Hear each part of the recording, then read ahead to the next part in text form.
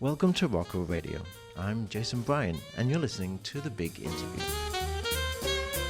Apart from our verdant interest in the banking industry, ROCCO is about to start research on carrier billing. And before we start, we were eager to learn more about the micropayments industry. Well, you might ask, what is a micropayment? Well, it's simply a financial transaction involving a small sum of money. In this week's Big Interview, James Williams is in Marbella, Spain, at the World Telemedia event. While he was there, he had the chance to interview Rory Maguire, Managing Director of AIMM. AIMM is a trade association for the interactive media and micropayment industries in the UK. In his interview with James Williams, Rory shares interesting insights into the world of micropayments and the objectives of AIMM. Our specialisation is getting people around the table, so competitors and different companies from different sectors of our membership, getting around the table, talking about issues that affect everybody or even opportunities that everybody could get involved in.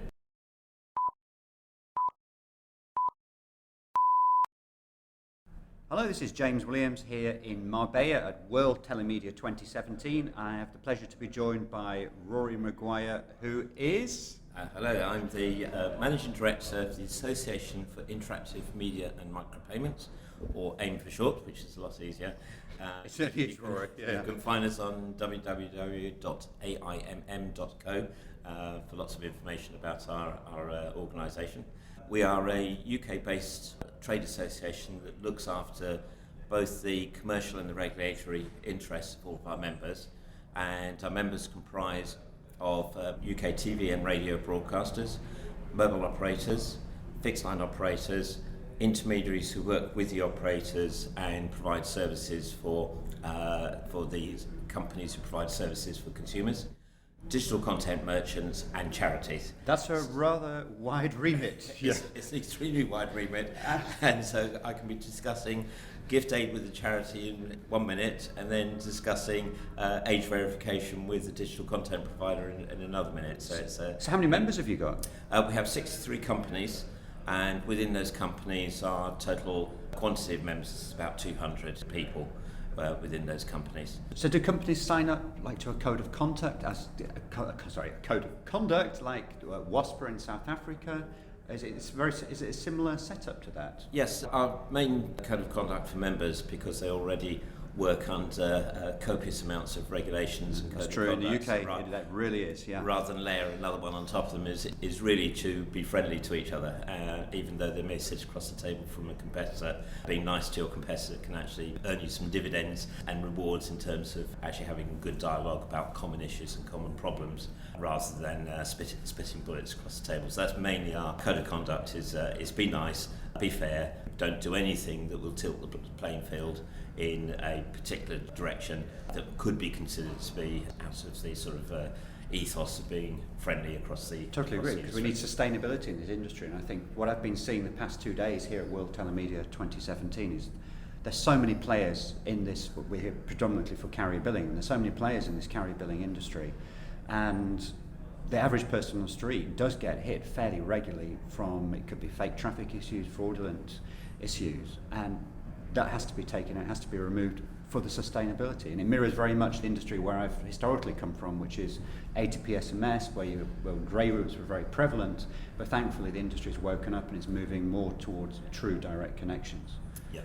And sustainability. Yes, we've seen a massive impact on mainly affiliate marketing causing issues with consumers, which then cause issues for the mobile operators who have to deal with those consumers. I'm talking today about the cost of dealing with consumer complaints. It far outweighs the margins that mobile operators are making from the services. Yeah, I'll be joining you later for that as well, and I totally agree. I think people do forget that, and whereas before, as I mentioned, the A2P SMS world, you may have a customer that's bringing in a decent amount of margin, but if so many complaints are being generated, there may be single user issues in the A2P SMS world or fraudulent issues in the carrier billing world. That takes an inordinate amount of time from an organisation's staff, and that costs a lot of money. So it may actually be the case that it's actually not worth doing business with that company. And so cleaning it up absolutely is valuable for the industry as a whole. Our objective is to make sure there's a level playing field and a fair and pragmatic operational environment. And when you see issues, you then see the big sledgehammer comes out either from the regulator or the network operators. Yep. They screw down to control those issues, and that affects all the good players as well as all the bad players. So the bad players are pushed out of the market, which is a good thing because they're no longer contaminating the market, but then the market is very difficult to operate in. Our specialisation is getting people around the table, so competitors and different companies from different sectors of our membership, getting around the table, talking about issues that affect everybody or even opportunities that everybody could get involved in. And one of our recent initiatives on the opportunity side is to create a mobile engagement facility for charities who are running lotteries and raffles under licence from the Gambling Commission. And so that's now got a good head of steam and it's starting to take off, and we'll see a lot of what are called society lotteries using mobile charging to encourage consumer engagement with the lottery. So that's one of our commercial initiatives. Right. And then we've worked with members on trying to come up with a common approach towards the issues that we've seen across the affiliate marketing and affiliate fraud space, because our members are actually being defrauded themselves when they're paying for advertising that isn't actually generating bona fide leads. Now, Rory, both you and I, we were in London a couple of weeks ago at the Global Carrier Billing event, and I heard a lot mentioned about affiliates, and indeed earlier in this programme you mentioned the word affiliates. Can you just explain to the uninitiated here who the affiliates are and why so many problems originate from that area of the market? Yes, absolutely. Well, affiliate marketing is an extremely productive marketing technique for companies who wish to advertise but don't want to spend most of their advertising budget on clicks that don't actually generate any revenue. So banner advertising is good, but you get a click. If the person doesn't want to buy your product, that's a wasted click. Affiliate marketing is that you put your advertising into different websites, so other companies' websites and other individual websites, and a click from that website to your website doesn't actually cost you anything until the consumer who's clicked through to your website actually converts into a sale, and then the affiliate is then paid a fixed amount for that lead generation, providing it's been a conversion. So it's an extremely efficient marketing tool. It means you're not paying until you've actually got a conversion, until you've got income from the consumer. But the other problem is it has created an environment where, by somehow or other bamboozling the consumer into clicking through and making a purchase for something that they probably didn't want and didn't really want to make that purchase, then causes a post-purchase regret and distress, and then the consumer usually phones up the network operator and says, actually I didn't want that purchase or didn't agree to it. And you get a lot of kids getting involved in being confused into making a purchase. So it's a really good tool, but it is open to abuse, and we have seen a significant amount of abuse. So do you personally spend quite a lot of time dealing with that area of the industry? Yes, we run a group called the Digital Marketing Working Group, and that's predominantly made up from our members who are advertising on the internet and using affiliates, to try and see how we can deploy techniques to make sure that the click-through from affiliate sites through to our members' sites prior to a sale is a legitimate click-through, that the consumer knows what they're buying, they haven't been promised something completely different, that the traffic is genuine, because we have seen what's known as iframe masking, which is a consumer thinks they're clicking on a picture and actually they're clicking the purchase button, which is hidden underneath, so it's masked. So we've seen lots of issues like that, and two of our members run monitoring companies. One's called MCP and the other one's called Impello, and they provide facilities for advertisers to monitor the traffic and monitor the advertising to make sure that affiliate issues, the bad affiliates, aren't actually creating, or try and minimise the amount of issues. Yeah, I had an interview with Massimo Christine, who's the CEO of Block Fraud, and they're doing exactly that. They prevent the iframing 100%. So it is a big issue, really big issue. Yes, and I don't think anybody really understands the size of the issue. The size of the issue is it actually creates new regulation, and nobody wants new regulation. The regulation around this environment is tough enough. When you have new regulation that's being created because of the affiliate issues, then it makes it almost impossible for anyone to do business. And the harder it is to convert a consumer, which is now where we are in the UK, we've got a hard payment model, which is very difficult to convert even the most willing consumer. Because you've got pin flow. You add Yes. so many extra layers So many in the extra actual customer experience, it puts the customers off. Yeah, so spontaneous purchase from a consumer, is, people go, actually, no, I don't really want this is too hard for me. Yeah. But that also creates a much higher cost per acquisition. So because the acquisition is hard, the cost per acquisition increases, so the advertisers then have a very difficult situation. They're getting reduced conversion and higher costs, and they don't want to increase their price to consumers because that will reduce the conversion even more.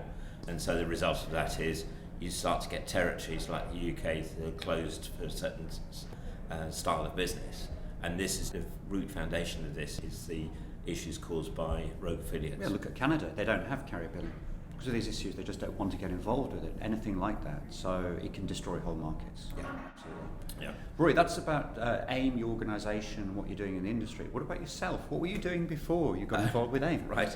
Well, I used to work for the 3 Network, and I set up the Payment Services Department, which was initially premium SMS and voice, premium voice. I think I was the first to introduce a direct billing platform in the UK, which is known around the world as carrier billing, but in the UK I like to call it charge to mobile, because that's a bit more of a consumer-friendly term. And so set up that. I was lucky in a way because we had billing infrastructure in 3, which was fairly new, so I was able to put 50-character descriptions on the bills so people could see exactly what they bought, how much they paid, phone number for support and everything. And you didn't have to pay £100,000 just to change just a small element on a bill, like mobile operators often have to do. Yes, yeah. With a well-known supplier. Yes, exactly. I set it up to be completely flexible, so the seller of the service could actually decide what was going on the bill rather than being forced down a particular track. And I extended that platform also to contain some intelligence about the consumer, whether they're prepay or postpay, which is very important for some products, whether they're adults or not adults, which is also important for other products within the same interface.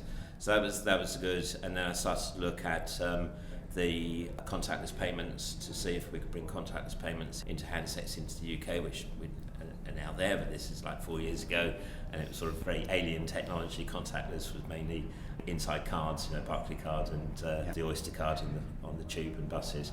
Bring it into a phone was quite revolutionary at the time, and I was working with Google Wallet and Samsung handsets to try and merge the two together and create a contactless payment environment. Now, not wishing to big up the UK too much, but I know we're fairly developed in this area. I know. What other countries would you say are at a similar level of development in terms of the technology, the services you've mentioned? Are there any other countries around you're thinking with the penetration as well of carrier billing that would be a similar level to the UK? I think we've got a fairly significant degree of maturity in the UK, both in payments terms, so very high penetration of cards and banking inside consumers versus other European countries. I think, with the possible exception of Sweden, who's extremely advanced in consumer payment techniques, where cash is almost non-existent. No. Having spent over a year there, I have seen that myself. Right. Yeah. So I'm proud that the UK embraces new technology, and the mass of consumers seem to jump into new technology with great enthusiasm, where it seems to be quite reluctant in some countries. We also seem to have, and this may sound completely contradictory with things I say about regulators, but we seem to have a fairly pragmatic regulatory environment versus other countries. So we've seen some really, really tough, unyielding regulation in other countries. The same regulation, even European regulation, the way it's applied, is applied in a more pragmatic way in the UK to allow businesses to flourish and to create innovation, which is always very important for consumers. Okay, that's been Rory Maguire. Absolute pleasure spending some time with you. Enjoy the rest of the event and safe travels back to Blighty. Thank you very much. No problem. We hope you enjoyed this week's podcast. Look out for more big interviews in the coming weeks. Until next time, this is Jason Bryan, and you've been listening to The Big Interview from ROCCO Radio.